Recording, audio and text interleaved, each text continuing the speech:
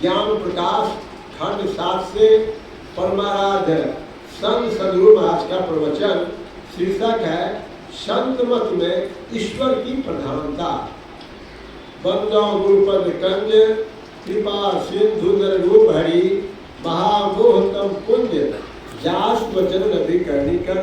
प्यारे लोगों, आप लोगों को सुनने में आया होगा कि हम लोग बुलाए गए हैं इसलिए कि आप लोगों को संत मत का उपदेश सुनाया जाए और समझाया जाए कि इसकी उपयोगिता क्या है।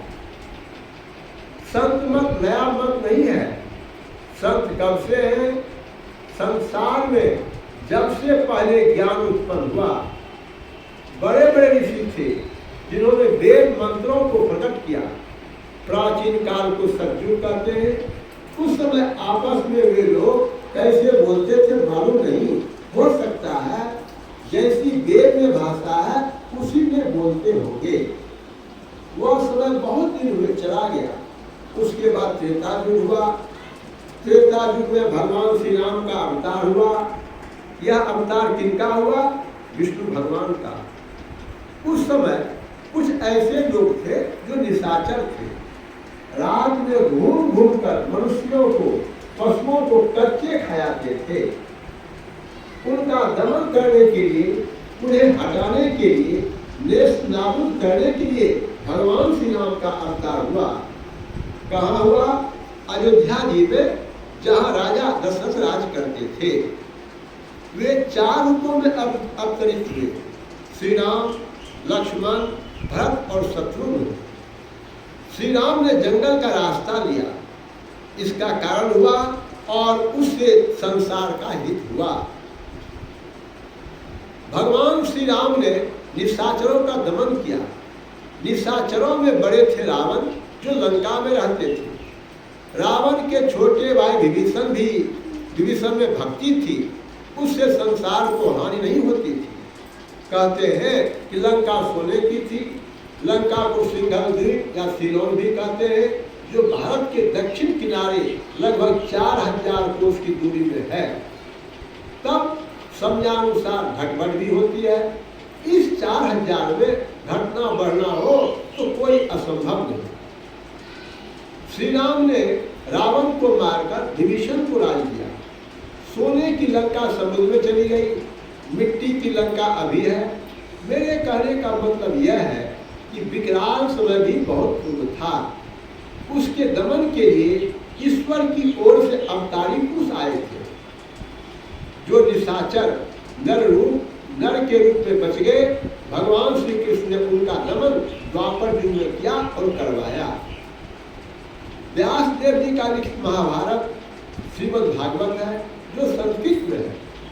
उस समय की यही भाषा थी। आज उसका भाषानुवाद भी हो गया है। सर्वसाधारण की सुलभता के लिए एक इधर भारत में संतों का दल भी हुआ। पूर्व में रामानंद स्वामी, कबीर साहब और पश्चिम में नानक साहब। मैंने जहाँ तक अध्ययन किया है, कबीर साहब और नानक साहब नहीं हुए होते तो हम लोगों को जो गुरु ज्ञान मिला है नहीं मिलता। एक संत और हुए जो अलीगढ़ जिले के हाथरस किले की खाई में रहते थे। उनका नाम था तुलसी साहब। उन्होंने देखा कि बहुत संत फैले हुए हैं, अपनी अपनी बातें लोग कहते हैं, यूँ तो सबका सार एक ही है। उन्होंने सोचा कि क्या इन सबको समेटकर एक नहीं बनाया सकता।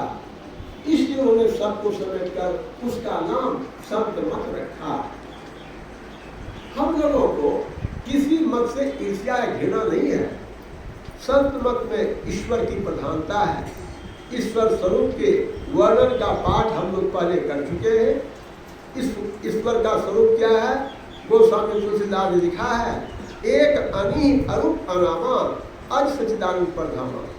यह ईश्वर स्वरूप है। यह शब्द केवल निर्गुण ही निर्गुण स्वरूप का निर्णय बतलाता है।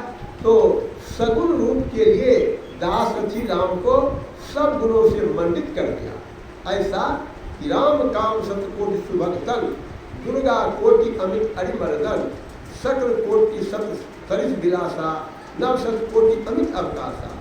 मरुत कोटि सत विपुल बल, रवि सत कोटि प्रकाश, शशि सत कोटि सुरसितल, समर सकल भरतास।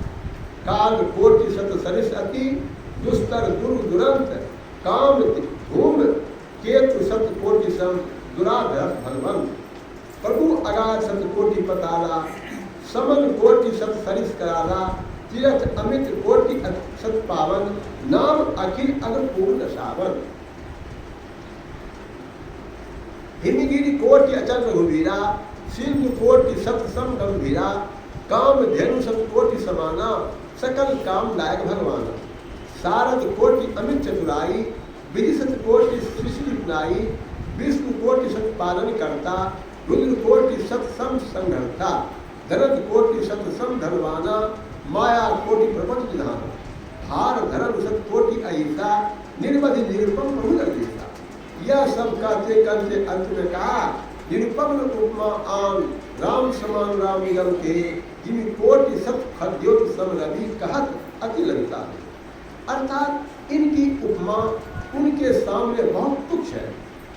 सतकोटि लघु कहो या आकाश को 100 करोड़ गुना करो तो कितना बड़ा आकाश होगा, लेकिन वह भी उस स्वरूप के सामने तुच्छ जाता है।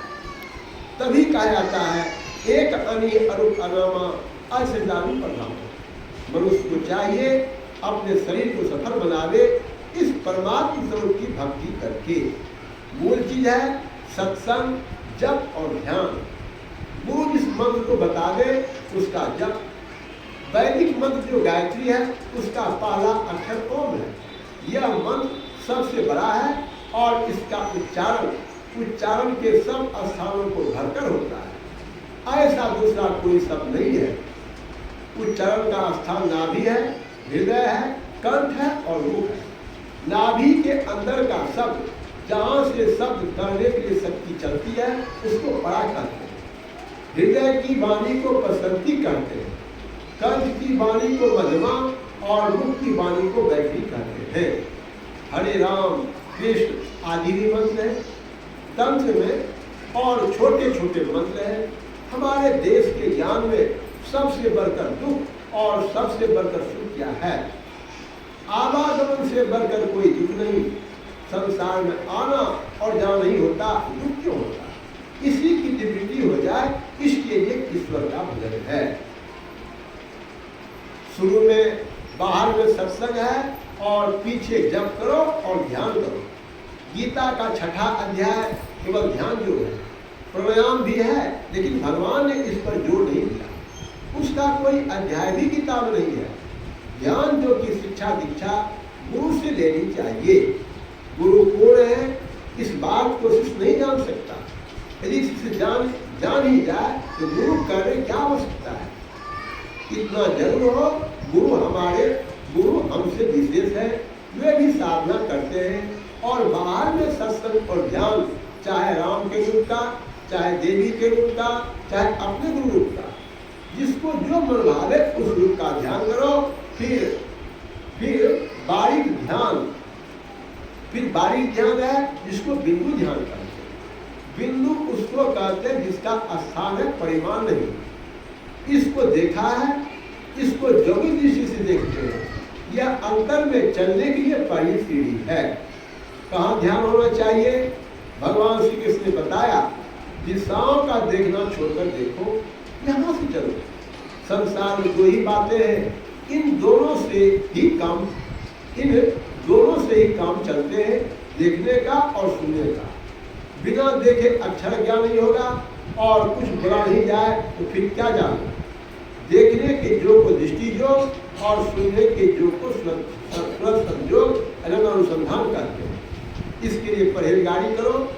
परहेजगारी में पहली बात है झूठ मत बोलो, चोरी मत करो, व्यभिचार मत करो, निशाओं को मत लो और हिंसा नहीं करो। हिंसा को छोड़ देने के सिलसिले में मांस और मछली का खाना छोड़ दो। इस तरह करते रहो। सच्चे गुरु से दीक्षा शिक्षा लो तो वह संस्कार साथ में रहता हुआ जो शरीर पाता है कभी दरिद्र नहीं हो देता। भगवान श्री कृष्ण ने कहा कि इसके आरंभ का नाश नहीं होता। और कवि साहब कहते हैं भक्ति बीज पलटे नहीं, जो डूब जाए अनंत, ऊंच नीच धन में तो सब कुशल भक्ति दिखते नहीं, आय पड़े जो चोर कंचन प्रतिष्ठा पड़े घृणता को बोल। यही प्रचार हम लोग करते हैं, साधारण बोली में हम करते हैं। पढ़े लिखे को, अनपढ़े को भी, स्त्रियों को, पुरुषों को, यहाँ तक कि आदिवासी संथाल उड़ाव को भी समझाते हैं। पहाड़िया आदि जो भी है सबको समझाने की कोशिश करता हूँ और यह भी कहता हूँ कि निज कमाई से जीवन यापन करो। मैं कोई नौकरी नहीं करता, जमीन है, परिश्रम करने के समय परिश्रम किया, अब अधिया लगा दिया है। जो अधिया करते हैं वे लोग ईमानदार हैं, उपजा कर मुझे देते हैं। बोलिए प्रेम से श्री सद्गुरु महाराज की जय। प्रातः स्मरणीय परम श्री भूषित परम पूज्य संत सद्गुरु महर्षि मई परम श्री महाराज प्रवचन उत्तर प्रदेश राज्य अंतर्गत फैजाबाद जिले के अकबरपुर नगर में श्री शिव प्रसाद टंडन जी के निवास स्थान पर हुआ था। श्री सद्गुरु महाराज की जय।